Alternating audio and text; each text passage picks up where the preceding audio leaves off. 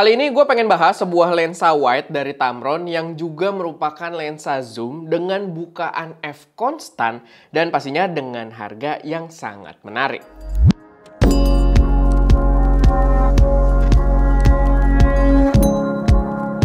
Halo semuanya, selamat datang di channel SMD dengan gue Erwin. Dan di video kali ini gue pengen bahas sebuah lensa dari Tamron dengan nama Tamron 11-20 mm f2.8 DI 3A RXD.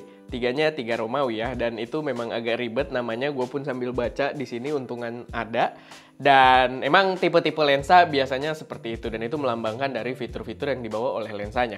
Nah, sebenarnya ini adalah lensa APS-C dari Tamron, jadi jangan tertipu. Gue pasangin pakai A74 di sini karena kita nggak ada Sony APS-C buat ngetes. Kita ada A6400 tapi udah nggak bisa dipakai, jadi ya kita pakai A74, tapi dia ada mode APS-C juga. So gua rasa masih cukup valid lah buat kita nyobain si lensa ini karena dia menggunakan mounting yang sama juga, Sony E-mount.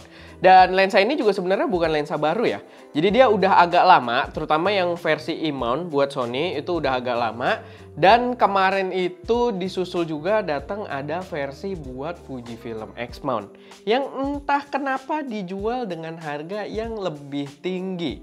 Jadi kalau yang buat Sony E-mount-nya ini di Indonesia dijual dengan harga Rp9.299.000. Sedangkan buat Fujifilm X-mount itu dijual dengan harga Rp12.749.000. Dan gua agak penasaran sehingga gua cross-check, dan memang harga globalnya pun ternyata yang versi Fujifilm tuh lebih mahal dengan gap yang cukup lumayan ya. Mungkin karena demand-nya cukup tinggi. Jadi nanti lama-kelamaan mungkin harganya bisa setara. Tapi itu sedikit informasi buat kalian kalau dia ada opsi untuk Fujifilmnya juga. Emang dengan harga tersebut gua nggak bisa bilang kalau lensa ini lensa murah juga ya. Memang harganya cukup pricey untuk sebuah lensa APS-C, tapi sebenarnya apa yang ditawarkan oleh Tamron di sini itu membuat value-nya tetap cukup menarik dengan harga yang ditawarkan tadi. Kayak secara spesifikasi untuk mulai pembahasan aja kalian udah pasti tahu dengan nama dan speknya dia menggunakan f konstan. Dan f konstan sendiri dia bukan f konstan kayak f4 gitu. F-nya lumayan gede di bukaan 2.8. Sehingga gambarnya bisa cukup terang, dan kalaupun kalian ngejar bokeh kayak kalian bikin vlog tapi pakai lensa wide pengen tetap agak bokeh belakangnya, masih bisa dapat juga dengan bukaan f2.8 ini. Buat build quality sendiri juga cakep. Dia khas Tamron, memang masih dibalut bahan plastik, tapi plastiknya ini proper, padat, dan overall build quality-nya, ringnya, semuanya ketika kalian operasikan tuh rasanya cakep banget. Rasanya proper, rigid, dan bahkan di lensa ini dia udah weather seal. Jadi kalau kalian pakai agak ekstrim dikit, kena cipratan air, kena debu, itu harusnya aman. Apalagi dia sudah moisture resistance juga. Jadi ya lumayan oke lah buat kalian pakai ke kerjaan profesional. Belum lagi ukurannya untuk sebuah lensa wide yang udah zoom juga dengan focal 11-20, menurut gue cukup compact juga. Walaupun memang diciptakan untuk APS-C, jadi ya harus menyesuaikan dengan ukuran tersebut, dan gue bisa bilang ini compact banget. Motor fokusnya juga cepet, sunyi. Jadi kalau kalian pakai buat vlogging itu udah enak, buat foto juga cepet banget. Dan dia di sini kayak tadi gue bilang nama lensa tuh biasanya menunjukkan fiturnya. Makanya di sini dia udah ada di akhir itu RXD juga. Itu udah memanfaatkan teknologi autofocus terbaru, bukan yang paling advance tapi yang udah oke banget dari Tamron, yaitu adalah Rapid Extra Silent Stepping Drive Motor. Yap, gue harus sambil baca lihatnya di situ. Tapi ya, dia udah menggunakan motor autofocus yang cukup cepet dan juga silent.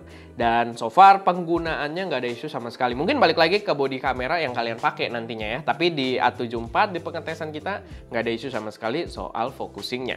Reproduksi warna sendiri cukup bagus, walaupun sebenarnya dia itu warnanya agak lebih warm dibandingkan kalau pakai lensa native-nya Sony. Tapi cuma sedikit, nggak terlalu signifikan. Easy fix juga dengan mengatur white balance kalian atau di post processing. Gue tetap suka dengan hasil-hasil gambar yang diambil menggunakan lensa ini. Warnanya, reproduksi warnanya tetap cakep. Dan untuk distorsi sendiri juga dia sebenarnya masih ada. Gue mengutip dari channelnya Christopher Frost yang bener-bener ngetes dengan legit banget gitu ya, dengan proper banget. Dia kalau di focal length paling wide-nya di 11 mm itu dia memiliki distorsi yang agak cembung. Sedangkan di 20 mm-nya dia distorsinya itu jadi agak cekung melengkung. Jadi agak berbeda gitu ya kalau kalian mainin di focal length tertentu. Dan itu adalah problem yang memang cukup common juga. Itu adalah tantangan engineering tersendiri untuk sebuah lensa zoom gitu ya. Untuk lensa zoom karena optiknya bergerak ya dia biasanya ada tantangan soal distorsi tersebut. Tapi nggak terlalu signifikan menurut gua, hasilnya masih sangat tolerable, masih sangat oke, dan sebenarnya secara default di kamera kalian itu juga udah ada lens correction, atau ya kalian juga bisa di post processing via Lightroom gitu ya. Itu ada lens correction yang kalian bisa perbaiki dari distorsi tersebut. Dan memang nggak terlalu signifikan juga sehingga menurut gua masih bisa sangat kita toleransi.